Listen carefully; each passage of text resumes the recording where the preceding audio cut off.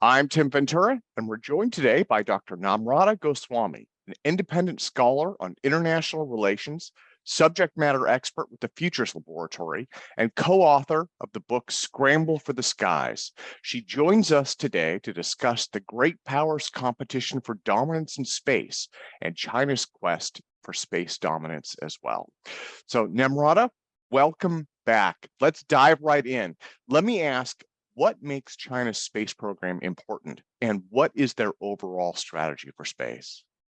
Sure, and thank you, Tim, for having me back. It's always a pleasure. I think what makes China's space program important is, or can be explained from three perspectives. One is that China is actually utilizing its space capabilities at the great power level of competition. So this is very important to understand.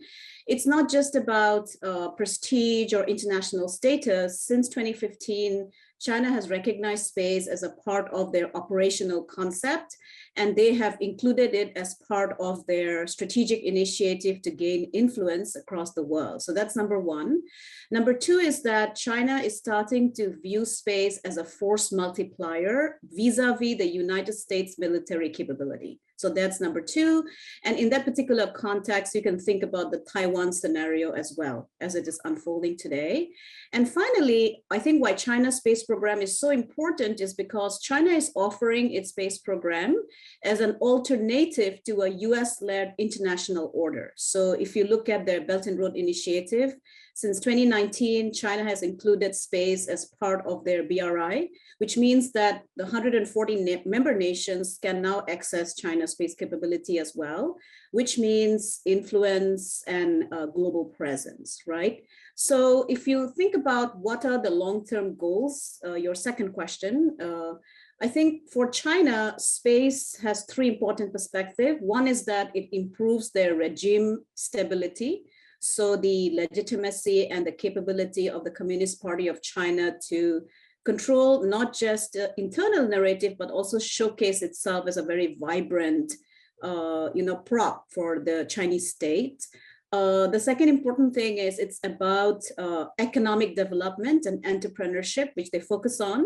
So from the Chinese grand strategic perspective, a nation can actually achieve great power status only if it becomes an economic power.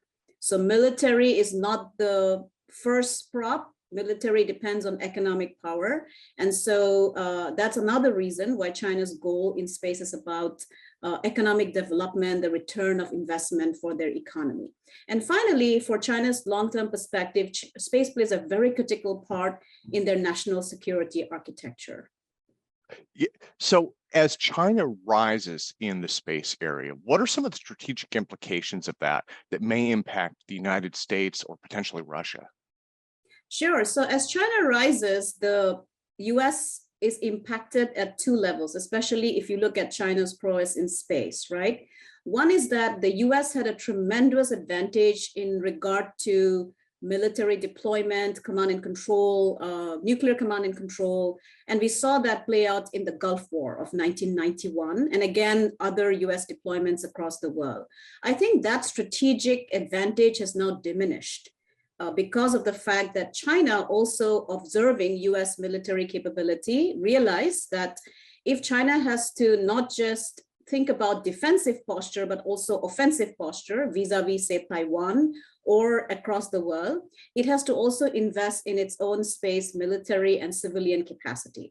So that's number one in terms of operational strategic impact. From the strategic and actually larger systemic perspective, what it implies for the US is that here is another nation with a very different regime structure, with a very different conception of how nations should be actually constituted, which is basically not a democratic constitution, is vying for influence at the global level and succeeding to a very large extent because of its economic prowess. The point that I made in my first answer to you, that they really believe that space increases China's economic prospect, which means more influence in building partnership. And then finally, this actually, if you think about Russia and the impact on Russia, one of my arguments, and I would repeat it again, and I keep repeating it, is that with the rise of China and with the ability of the People's Liberation Army, including the different branches, and their capability to extend their forces and power projection across the oceans, in space, air, Russia has actually realized that the world today is not just dominated by the United States. And so if it wants to do something like a invasion into another country, the Chinese leadership offers it an amazing prospect of achieving their legitimate interests, right? And that's the impact of China's rise in space as well for Russia, and how it views the world and how it views its maneuver here on Earth and in space. Yeah, and actually, I was going to ask about that next, where Russia is, because it seems like Russia, in terms of space programs, is kind of sandwiched in between the US and China, right? And I know that they have joint projects with both. Earlier this week, there were questions about whether or not they were going to pull out of the International Space Station. At first, they said we'll be done by 2024. Now they're saying, well, maybe not. Maybe we'll stick around longer, but we're definitely done at some point, you know. And so they seem like they're in this awkward, kind of odd person out position. Do you see them working more closely with China in the future? And do you think that they will pull away from the US? Yeah, actually, in the future that I think of, I think Russia will become closer with China, not for historical purposes. I think it's a strategic calculation, right?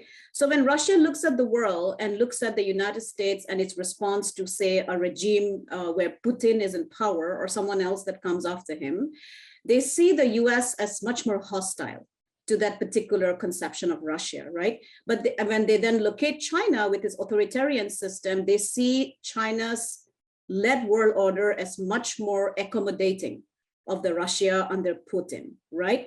So in that context, given that grand strategic perspective, the strategic calculation they will make is that which is the order that benefits them, in which they are not challenged for their human rights, they're not challenged for their invasion to another country, they have economic lines of collaboration, including in their energy sector, that is China, right? And so if you look at how Russia has behaved, for example, in space in the last 5 years, it's very clear. China-Russia signed the Memorandum of Understanding to explore the moon together. In fact, to even establish a permanent presence on the moon, which is a big deal for two countries to come together. And Russia is a pretty advanced spacefaring nation with its own capacity, right?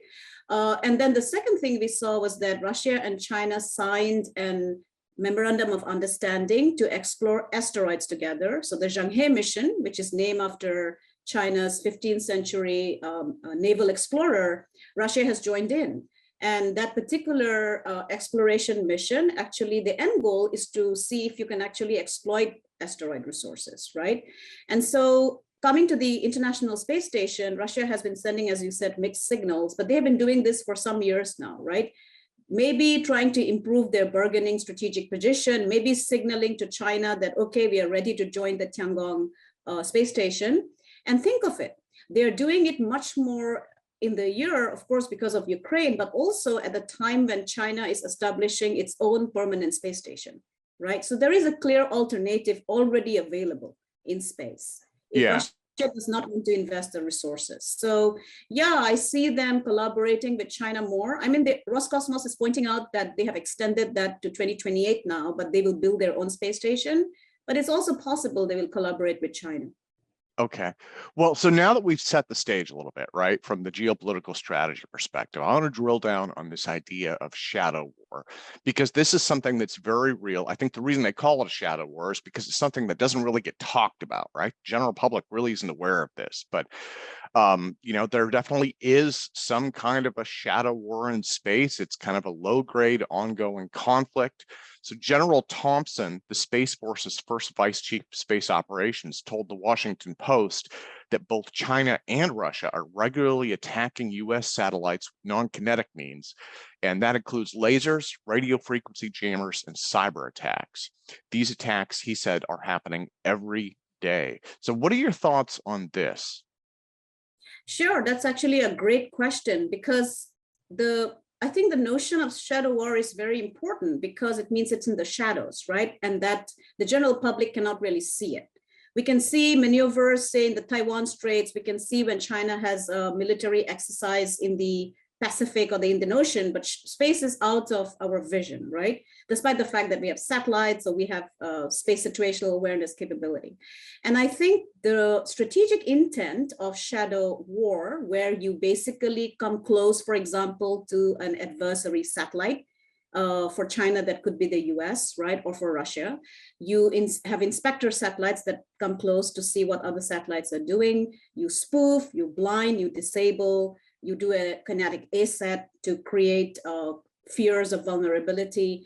I think all that is intended and is happening because that has been part of China's military strategic guideline in 2015. The space is going to be a force multiplier for creating asymmetric advantage for China and Russia. Also in 2021, when President Putin gave a speech during the anniversary of Yuri Gagarin's flight, stated that for Russia, space is going to become a very critical component of their national security power projection, which includes the concepts we are talking about, which is within the shadow war conceptualization, right?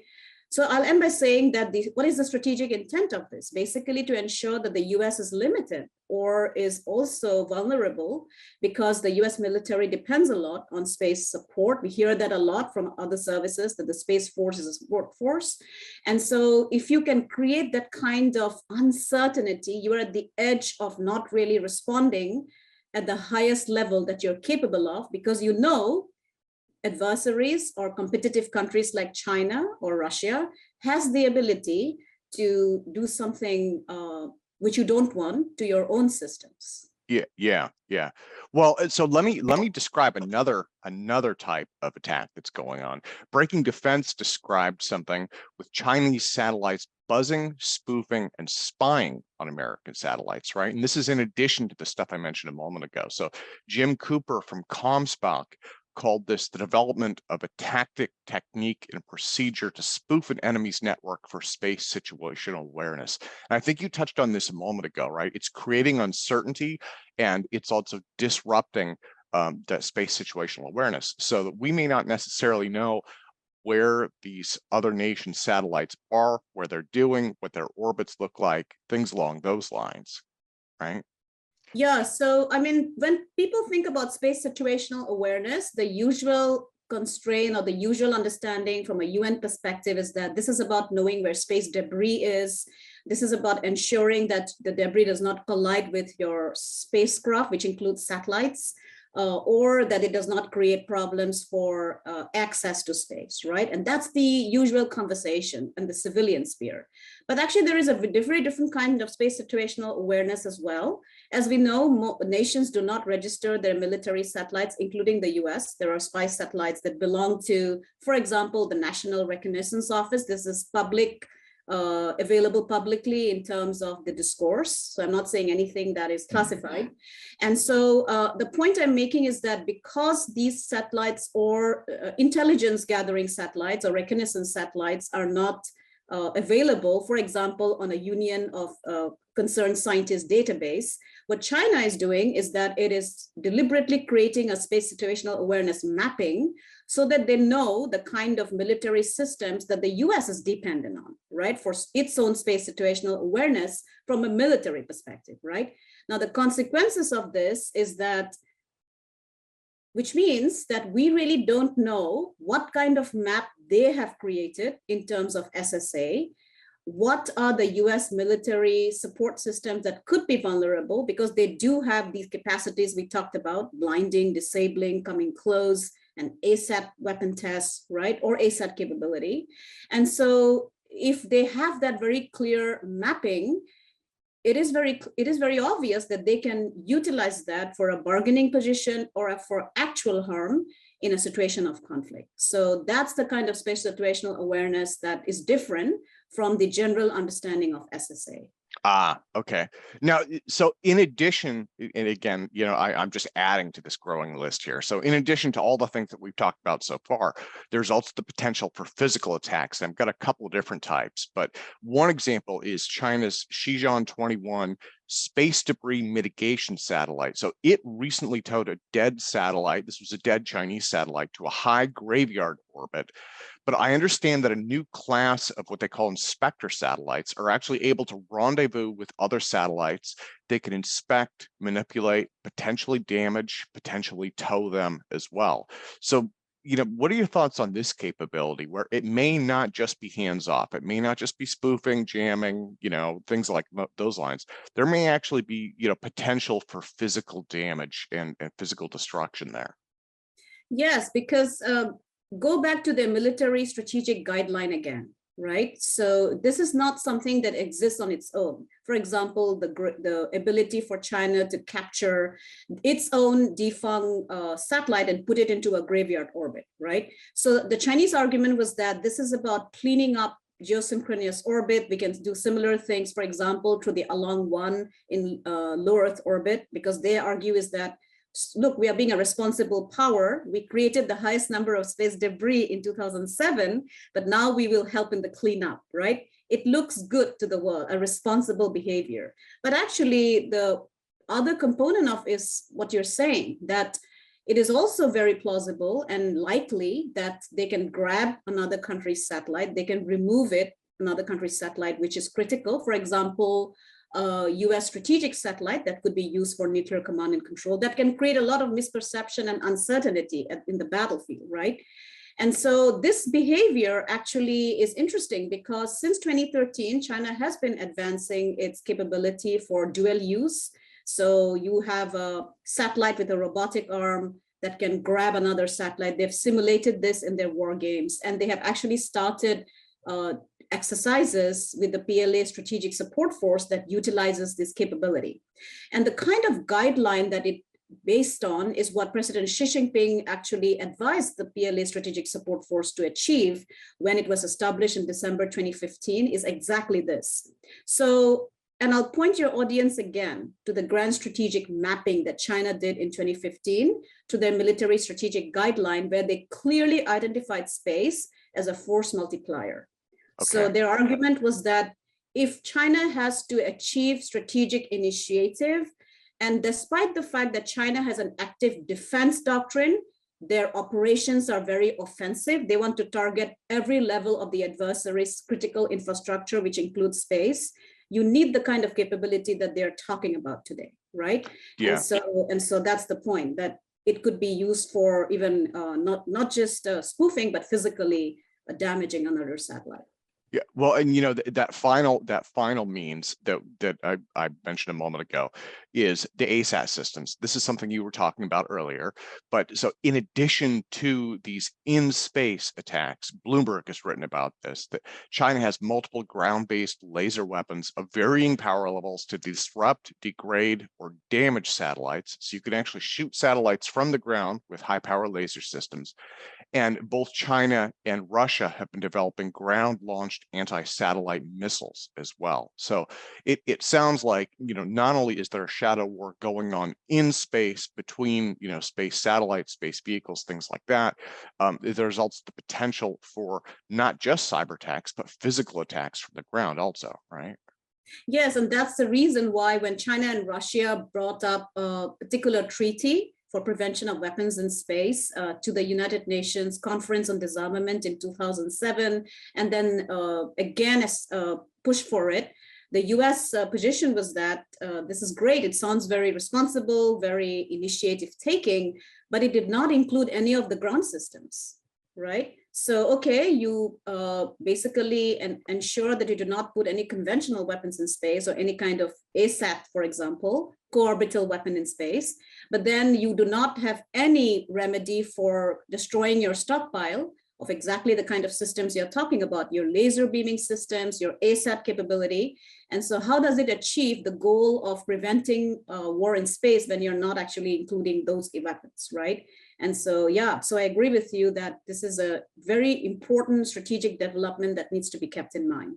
Yeah, yeah. Well, there's so much going on there. And, the reason that I grouped all those together in 4 questions was that for me kind of sets the stage. I mean, to go to this next step of we've got satellites blinding, spoofing, damaging, destroying each other in space. We've got ground systems designed to shoot them down. And again, we have this ongoing level of low-grade conflict, definitely some messaging, right, where they're showing, different nations are showing each other what they can do, as well as actually doing some of it on this, low-grade, long-term, ongoing thing.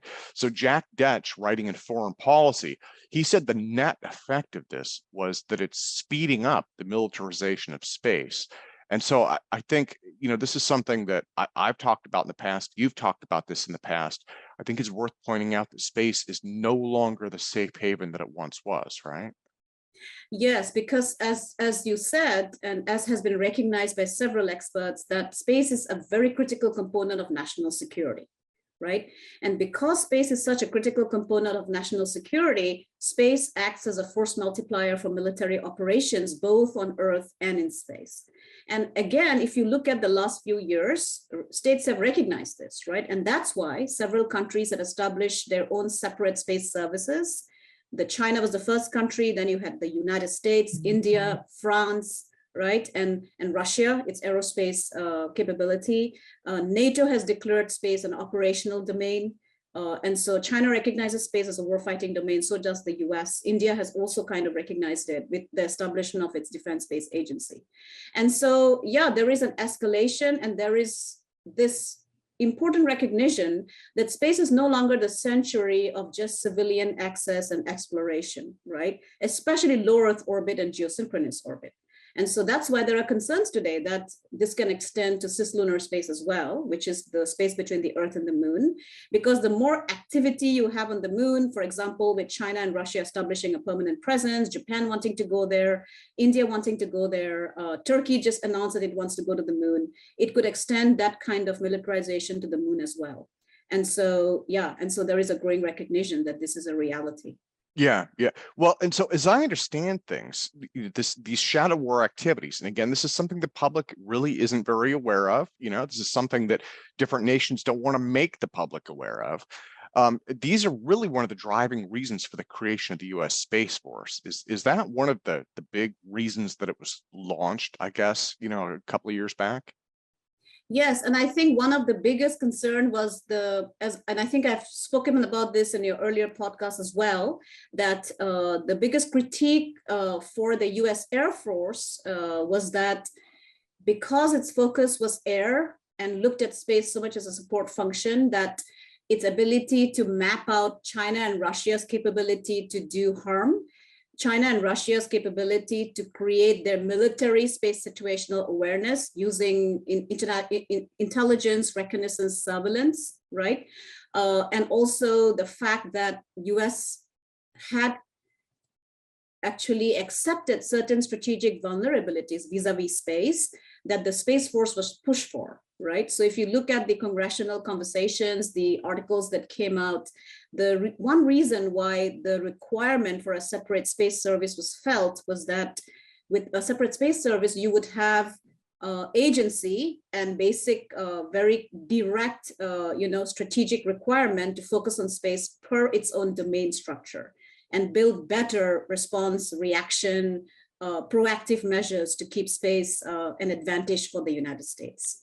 And so, yes, that was the reason why the Space Force was established in the first place. Yeah. Now, this what we're talking about today, this would fit into what I think they call the brown water role, which is really, Earth-based, Earth-focused, Earth-supporting type stuff. And yourself and Peter Garrettson both talked about that at length. But what would the effect of space be on something like the current Taiwan Strait crisis in terms of the movement of troops, warships, missiles? Would these shadow war techniques be effective to reduce our situational awareness of Chinese military activity on the ground?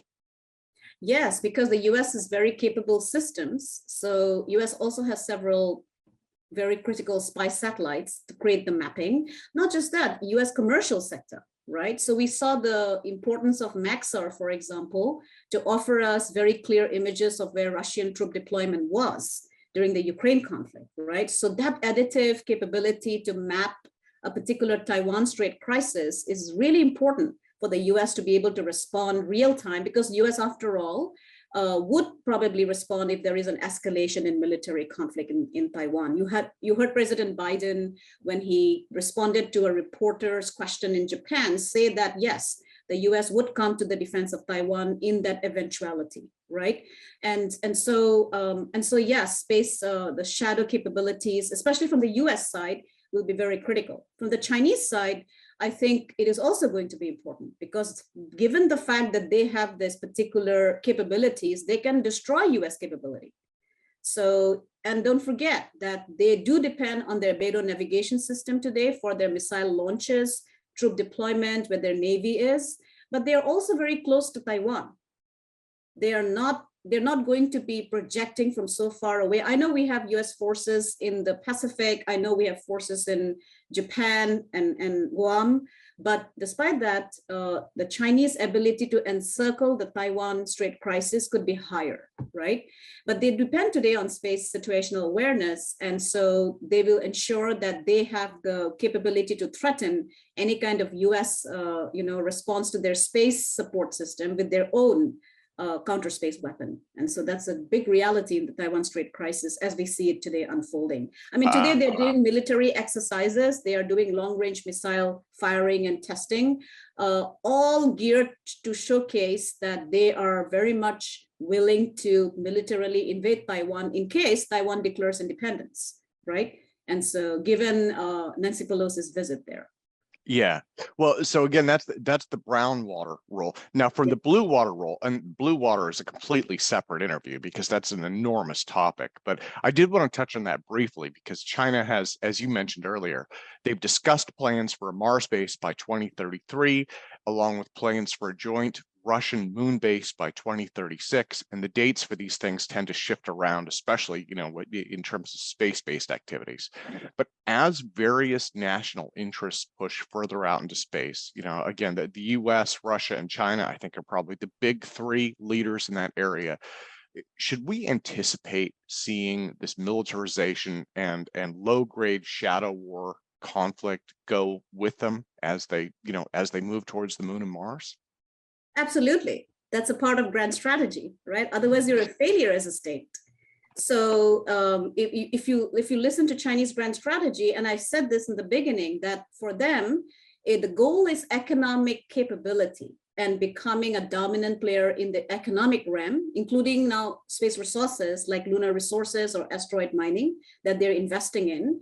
They've already told you their intention. They want to establish a research station on the moon by 2036. They have an asteroid exploration mission via which they want to explore concepts like asteroid mining. They recently announced a sample return from Mars and a human landing system by 2045. It is absolutely critical for them then to follow that up by a capability for military deployment in case the need arises, right? And so I would see the PLA Strategic Support Force utilize operational concepts, doctrinal guidance, and training to be able to do an activity that would require them to come to the response or the rescue of anything that might go wrong, for example, with Chinese taikonauts or Russian cosmonauts in their research station, right? And that is their grand strategy. So they have told you that is their grand strategy. And so I completely anticipate them even including concepts from the shadow war domain, where they will be able to disable or create operational problems for any adversary action in cislunar space if they see that as not to their advantage, right? Or to inform behavior. And finally, I'll end by saying that if you listen to their own strategic thinkers like Wu Weiren, who's also a lunar scientist, they argue that, and Li Peiyang, who's very, very clear in this particular conceptualization, he says that it is really critical for China to establish not just civilian capability in cislunar space, but also military capability so that they can ensure that Chinese citizens have the upper hand, right? And so that's their grand strategy, and they have very clearly told you that's their grand strategy. Okay. Well, Namrata, thank you again so much for your time today. Let me close by asking, what comes next? What do you see in terms of near future conflicts in this shadow work that's going on. What can we anticipate seeing, I guess, coming up in the near future headlines? Sure. I think in the near term, I would see conflict escalation in terms of actual real-time disabling and spoofing in low Earth orbit. So this is how it's going to go. So if I think about China's grand strategy, it's also about projecting capability, right? And so one of the biggest capability demonstration, and that's why you see them doing this activities like inspecting a satellite, coming close to a satellite. It's about first showing that you have the capability in low Earth orbit, which is the access to, say, geosynchronous orbit and to cislunar space, right? And so I could see conflict coming about in low Earth orbit in that particular context, which might have implications for the ground. And that's very critical because ground support will be affected, as you said. And then you can see that escalating to geosynchronous or cislunar orbit as well. So in the short term, the conflict might be limited and it could remain a very robotic conflict. Humans might not be involved in low Earth orbit, but in case it creates debris, it will have impact for both nations that exist in low Earth orbit, right? The International Space Station, which has partner nations, including Russia till 2028, and then the Chinese Tiangong Space Station, right? Which is there in low Earth orbit as well. The only critical point is that, and I'll end with this, right? So it is possible that authoritarian nations, and I would, of course, say this with a little bit of caution as well, but this is an insight I get when I see how China behaves, for example, in South China Sea or in their own areas in Tibet and the Uyghur province, right? So the propensity for authoritarian regimes to get away with any of their taikonaut or cosmonauts being killed inadvertently because they say any activity in space is for their grand strategic advantage would be higher because there will be less questioning from their press and people, right? It'll be nationalism. It'll be about advantage. Whereas in the US, if something happens to the astronauts in the ISS, there will be huge questioning from US public conversations. You saw that with the space shuttle, the kind of anxiety the US went through. And so the propensity for them to then, for China and Russia to actually be able to continue doing space operations despite something going wrong with their own people is higher. And that's an advantage they have, unfortunately. I see what you mean. Higher risk tolerance. Yes, higher risk tolerance. Well, Namrata, thank you so much for your time. It was wonderful having you back, and I hope to have you back many more times in the future. Thank you, Tim, for having me, as always.